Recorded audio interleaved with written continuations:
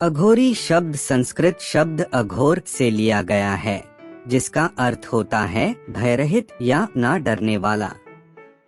अघोरियों को भगवान शिव का परम भक्त माना जाता है।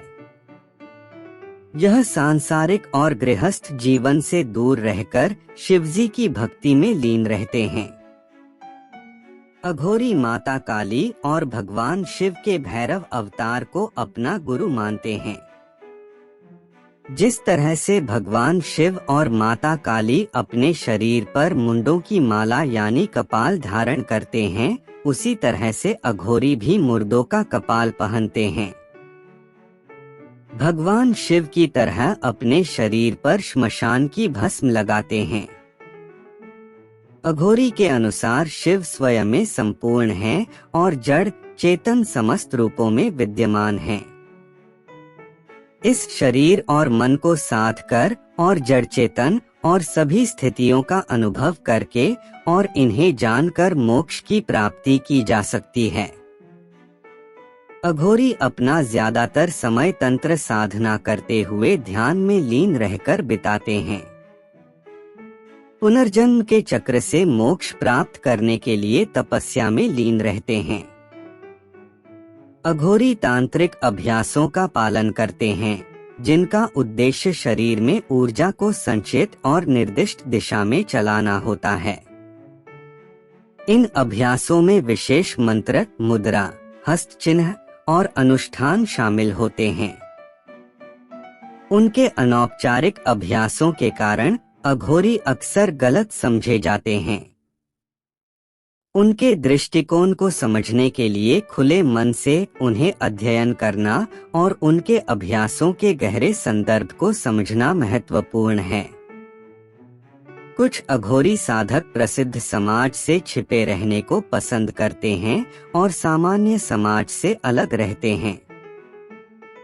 यह माना जाता है कि भारतीय अघोरी परंपरा के एक गुरु थे, जिनका नाम बाबा किनाराम था, जो 17वीं सदी में थे। वे भारतीय अघोरी परंपरा के प्रमुख गुरुओं में से एक माने जाते हैं। अघोरी धर्म का इतिहास 3 तत्वों पर आधारित है। एक तांत्रिक सिद्धांत जिसमें मंत्र, यंत्र, मुद्रा और अनुष्ठानों के उपयोग से शक्तियों का उपासना और नियंत्रण किया जाता है। अघोरी साधक ऊर्जा को नियंत्रित करके अपने अंतःकरण को पवित्र और सुदृढ़ बनाने का प्रयास करते हैं। 2 शिव पुराण और पशुपत धर्म। शिव पुराण में भगवान शिव के महाकाल रूप और उनके तांत्रिक सिद्धांतों का वर्णन होता है, जिसमें अघोरी संप्रदाय के विशिष्ट अभ्यासों का उल्लेख भी मिलता है।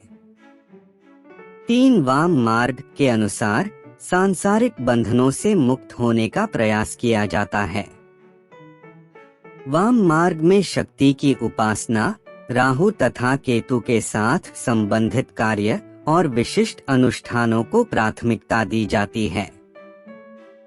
मान्यता के अनुसार श्मशान घाट में अघोरी 3 तरह से साधना करते हैं। एक श्मशान साधन। इस साधना में परिवार के लोगों को भी शामिल किया जा सकता है। इस साधना के दौरान मुर्दे के स्थान पर शवपीठ की पूजा की जाती है। इस जगह पर प्रसाद के रूप में मावा अर्पित किया जाता है। 2 शिव साधना एक विशेष क्रिया है, जिसके द्वारा स्वयं के अस्तित्व के विभिन्न चरणों की प्रतीकात्मक रूप में अनुभव किया जाता है। 3 शव साधना। इस तरह की साधनाएं कामाख्या पीठ, तारापीठ, त्र्यंबकेश्वर और उज्जैन के श्मशान में की जाती है।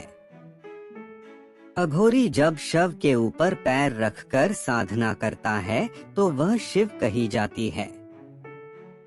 इस साधना का मूल शिव की छाती पर माता पार्वती का पैर रखा हुआ माना जाता है। इस साधना में प्रसाद के रूप में मुर्दे को मांस और मदिरा चढ़ाई जाती है। भारत के कुछ प्रमुख अघोर स्थान हैं। वाराणसी और काशी को भारत के सबसे प्रमुख अघोर स्थान हैं।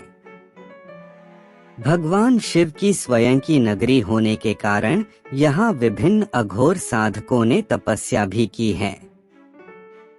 गुजरात के जूनागढ़ का गिरनार पर्वत भी एक महत्वपूर्ण स्थान है। अघोर विद्या सबसे कठिन लेकिन तत्काल फलित होने वाली विद्या है। इसके साधक को साधना शुरू करने से पहले मोहमाया का त्याग करना जरूरी है।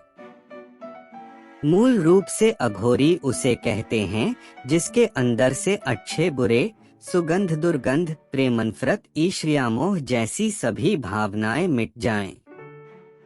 सभी तरह के वैराग्य को प्राप्त करने के लिए ये साधु श्मशान में कुछ दिन गुजारने के बाद हिमालय या जंगल में चले जाते हैं। अघोर पंथ, नर भक्षण और भ्रांतियां। अघोर संप्रदाय के साधक मृतक के मांस के भक्षण के लिए भी जाने जाते हैं। मृतक का मांस जहां एक और सामान्य जनता में अस्पृश्य होता है, वहीं इसे अघोर एक प्राकृतिक पदार्थ के रूप में देखते हैं और इसे उदरस्थ कर एक प्राकृतिक चक्र को संतुलित करने का कार्य करते हैं। मृत मांस भक्षण के पीछे उनकी समदर्शी दृष्टि विकसित करने की भावना भी काम करती है।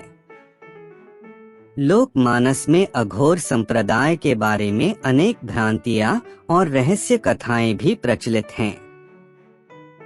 अघोर विज्ञान में इन सब भ्रांतियों को खारिज करके इन क्रियाओं और विश्वासों को विशुद्ध विज्ञान के रूप में तार्किक ढंग से प्रतिष्ठित किया गया है।